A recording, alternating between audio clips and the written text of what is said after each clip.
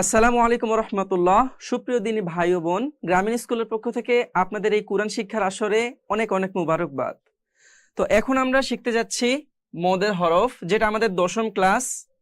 এই মদের হরফ বলতে এখানে সুন্দরভাবে লেখা আছে মদ মানে টেনে পড়া। মদের হরফ 3টি। তো মদ শব্দের অর্থ আমরা জানতে পারলাম এখানে প্রথমে যে টেনে পড়া। আমরা সবাই জেনে থাকবো যে কুরআনুল কারীম পড়তে গিয়ে অনেক জায়গায় কিছু কিছু জায়গা আছে যে জায়গাগুলোতে টানতে হয়, আবার কিছু কিছু জায়গা আছে যে জায়গাগুলোতে টানা যায় না। তো মূলত এই পড়াটি এটি মানে মদ মানে টেনে পড়া। টেনে পড়ার যত রকম নিয়ম আছে সেগুলো আমরা আগামীর কয়েকটি ক্লাসের মধ্যে শিখবো ইনশাল্লাহ। তো যাই হোক, এখানে মদ মানে টেনে পড়া, মদের হরফ 3টি, আলিফ, ওয়াও, ইয়া। এই 3টি হরফ আমাদের ভালোভাবে মনে রাখতে হবে, না হলে কিন্তু আমাদের দ্বারা মানে মদ শিখাটা সম্ভব হবে না। তো যাই হোক, এই 3টি হরফ কি করলে, কিভাবে, কোন নিয়মে পড়লে মদ হবে বা টেনে পড়া হবে, এটাই এখন আমরা বোঝার চেষ্টা করব। একটু মনোযোগ সহকারে লক্ষ্য করি। এখানে 3টি লাইন দেওয়া আছে। এই 3টি লাইন কিন্তু মূল। কুরআনুল কারীমে যত জায়গা আছে টানার মানে টেনে পড়ার যতগুলো জায়গা আছে, প্রত্যেকটি জায়গার জন্য কিন্তু এই 3টি লাইন প্রযোজ্য। মানে এই 3টি লাইন বা এই যে আলিফ ওয়াও ইয়া, এই 3টি পড়া মদের হরফের এই 3টি লাইন কিন্তু সব জায়গাতেই থাকবে। মানে যে কোনো রকমের টেনে পড়ার জায়গা হোক না কেন, সে জায়গাগুলোতে এই 3টি লাইন ব্যবহার হবে।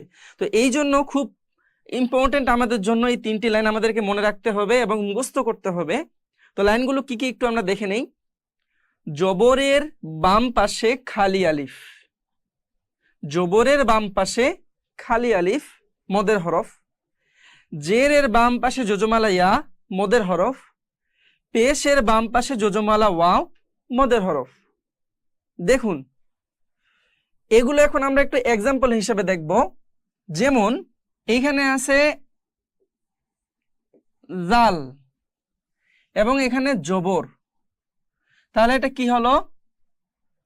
জাল আলিফ জবর জা। দেখুন, এই প্রথম লাইনটি কিন্তু আমি এখানে লিখলাম জবরের বাম পাশে খালি আলিফ।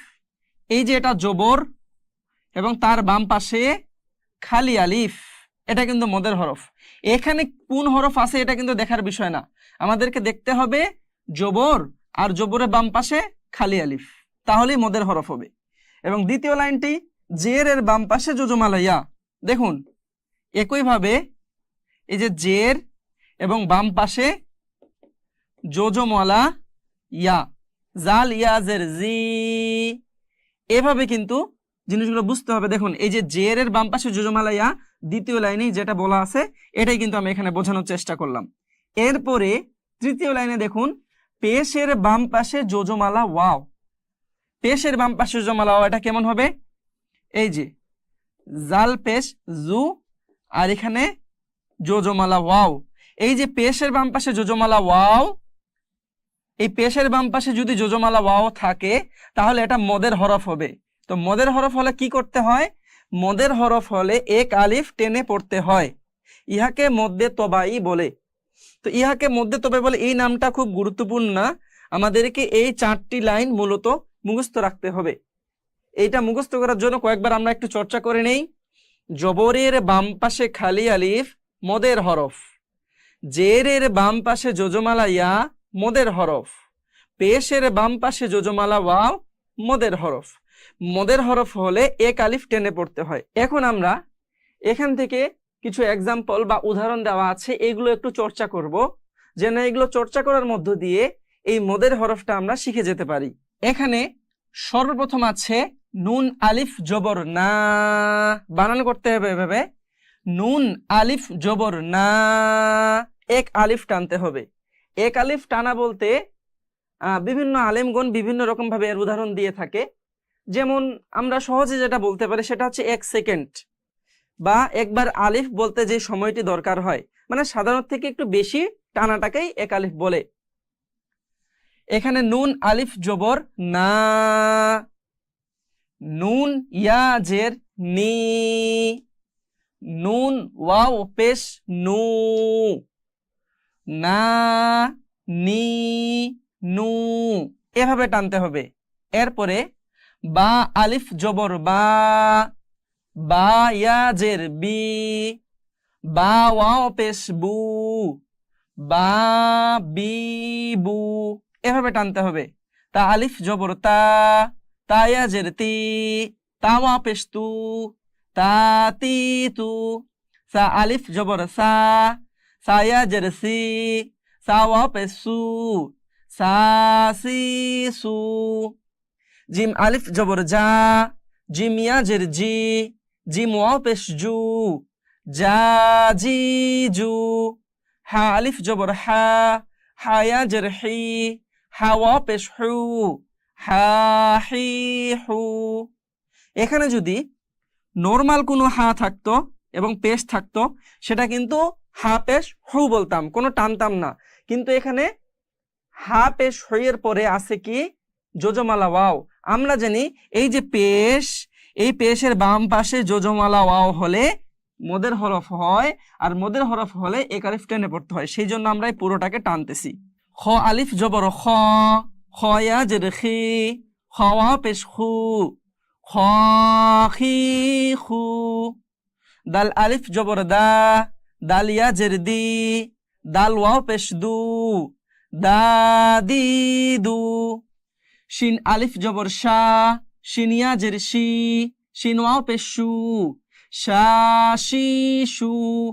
সাদ আলিফ জবর সা, সাদ ইয়া জের সি, সাদ ওয়াও পেশ সু, সা সি সু। দাদ আলিফ জবর দ, দাদ ইয়া জের দি, দাদ ওয়াও পেশ দু, দা দি দু। তো আলিফ জবর ত, ত ইয়া জের তি, ত ওয়াও পেশ তু, তা তি তু। জ আলিফ জবর জ, জ ইয়া জের জি, জ ওয়াও পেশ জু, জ জি জু। আইন আলিফ জবর আ, আইন ইয়া জের ই, আইন ওয়াও পেশ উ, আ ই উ। গইন আলিফ জবর গ, গইন ইয়া জের গি, গইন ওয়াও পেশ গু, গ গি গু। ফা আলিফ জবর ফা, ফা ইয়া জের ফি, ফা ওয়াও পেশ ফু, ফা ফি ফু। এভাবে করে করে কিন্তু যে কোনো হরফে যদি জবরের বাম পাশে খালি আলিফ আসে, অথবা জেরের বাম পাশে যোজমালা ইয়া আসে, অথবা পেশের বাম পাশে যোজমালা ওয়াও আসে, তাহলে সেই জায়গাগুলোতে আমাদের কি করতে হবে? টানতে হবে এক আলিফ পরিমাণ।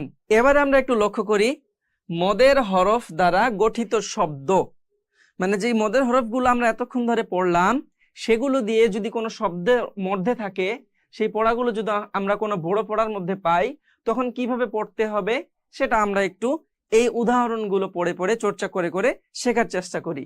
দেখুন, কফ আলিফ জবর ক, এটা কিন্তু এক আলিফ টান হবে।